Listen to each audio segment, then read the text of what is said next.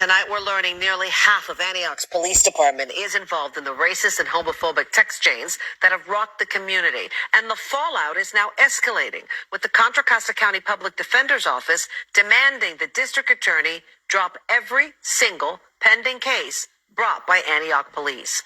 NBC Bear's Stephanie Magallon joins us in the newsroom with the latest. Jess, the situation is escalating. When we first learned about the FBI investigation, we knew at least 17 officers were involved.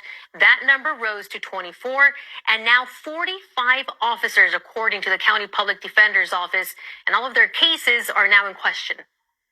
With every new racist text unearthed, an officer identified, the fear and outrage grows. It frightens the community to know that the people that are charged with protecting them, the people who are funded by their tax dollars, feel a certain way about them, are joking about committing violence against them. In a new letter to the Contra Costa County District Attorney, Public Defender Ellen McDonald reveals there's now at least 45 Antioch officers on text chains they call racist, homophobic, and violent against Black people. McDonald also confirms at least 16 of those officers are in leadership roles. The number of officers involved is so deeply concerning. It raises questions about how this went on for so long, who was complicit, what was the impact on all of not just the cases, but the people who called for help. Tonight, the Council on American Islamic Relations, San Francisco Bay Area, condemned the recent revelations. Its executive director says she's afraid of reading the messages and the effect they would have on her. Messages like these, exchanged during a stakeout for 4 murder suspects. Officer Eric Rumbaugh texted, "So many Black people."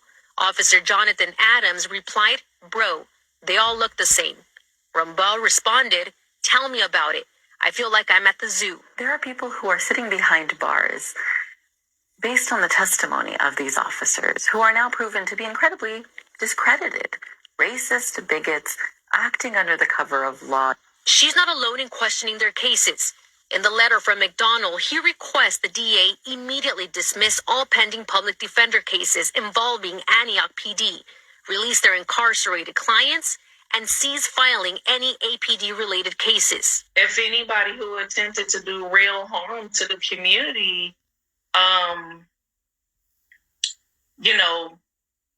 gets an opportunity to have their case dropped, that's on the hands of these officers. Antioch Mayor Pro Tem says the latest reports have been shocking to read and is prepared to support a request from the mayor to bring a racial equity audit in the police department.